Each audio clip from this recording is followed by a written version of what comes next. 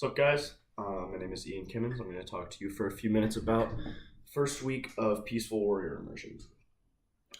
So, if you guys aren't aware, in Peaceful Warrior Immersion, we have been doing yoga, meditation, self defense in the form of the martial art Toshindo, um, and a couple other things like archery and boxing and all that good stuff.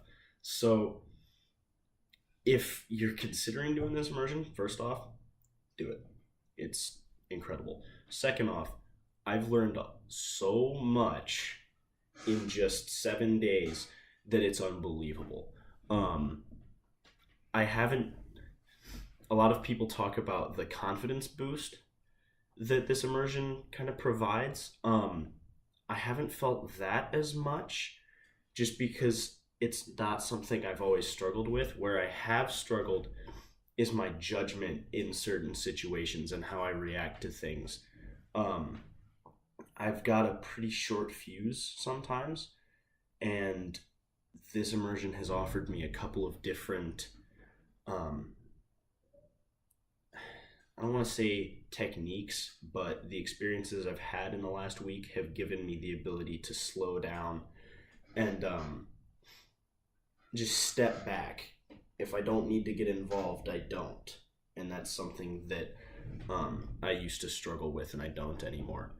Um, as for all of the cool stuff that we do, like the martial arts and the archery and all of the stuff that gets people's attention, I'm actually gonna pass on the details on that. I'm gonna talk about a couple of things that have challenged me um, in this last week. One of which being the meditation, which I'm I'm bad at, but Mr. Squires does not appreciate it when I say I'm bad at it, because you can't be bad at meditation. That's what he's always telling us.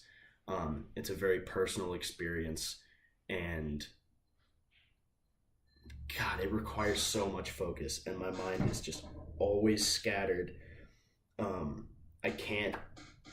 I'm struggling with bringing myself into my own body, which is what we're supposed to do. We're supposed to sit very still in a specific posture, and it's just rough for me because I can't stay still for very long. My hands start fidgeting. I want to open my eyes and look around the room. What's everybody else doing? Blah, blah, blah. Um, Also, the people who seem to be a little bit more successful about it always get these great experiences that they get to talk about afterwards. And they're always hard to describe for the people that do have them. Um, and every now and then I'll get a short snippet of what I think that feels like, and then I overthink on it and it vanishes and I'm back to being jittery and not focused. But I'm working on it. I'm getting better. Um, the goal for the end of the immersion, I think during the fourth week, is that we're supposed to be able to do a 45-minute completely stationary sitting meditation. Eesh, we'll see. um, Another thing is a couple of standpoints on some things. For instance, um, we talked about not beating yourself up a lot in a lot of scenarios, especially athletes, which was strange for me. We talked about whether or not being your own worst critic is beneficial or not. And kind of the general consensus became no, it's not beneficial, which was weird for me to talk about as a kid who's grown up playing sports and is very competitive.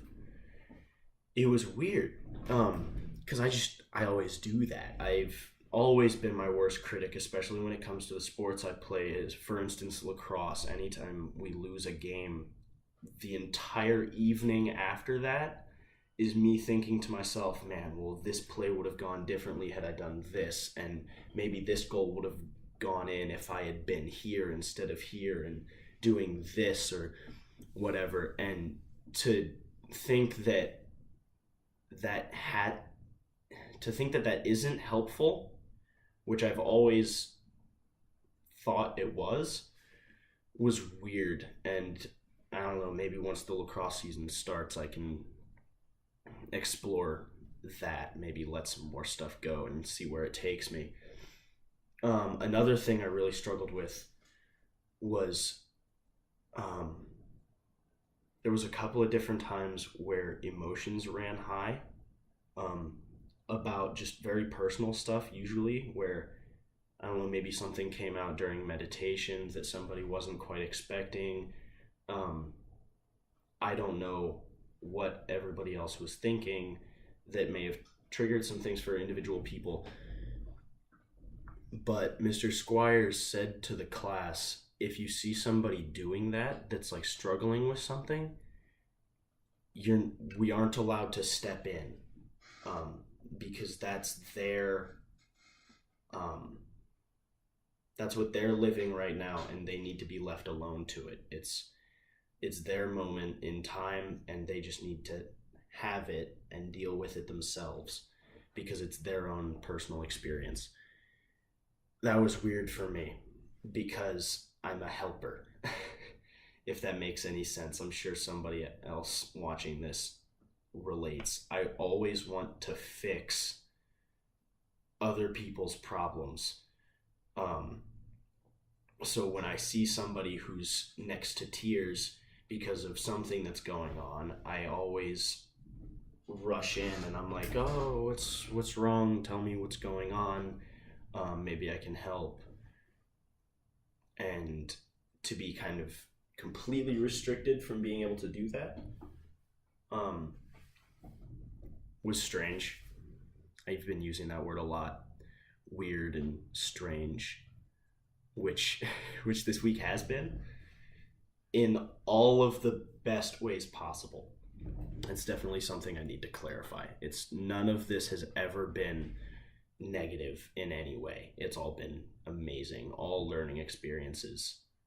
As for the martial arts aspect of things, Toshindo is awesome because maybe it's the martial art, maybe it's Stephen Hayes, the guy who's been teaching it to us, but something about it is it's very easy to pick up, and it's very what's the word? Morale boosting, I guess, for lack of a better word.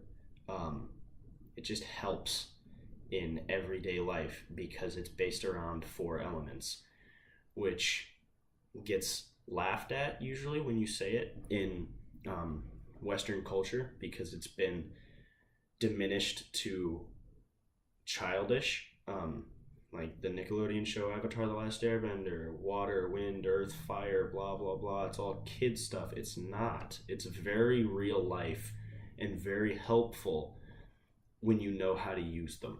And let me elaborate on that.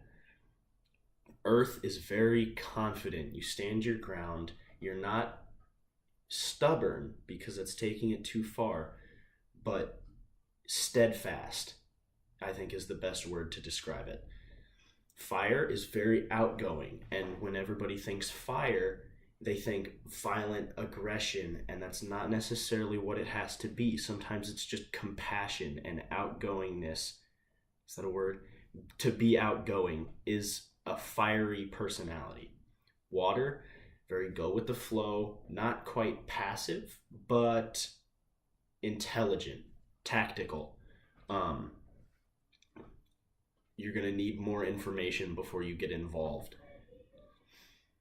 As for wind, that's much more passive, whereas earth is going to stand my ground like, no, this is mine, you need to back up. Wind is just going to go with it, like, okay, you want my space, you can take it.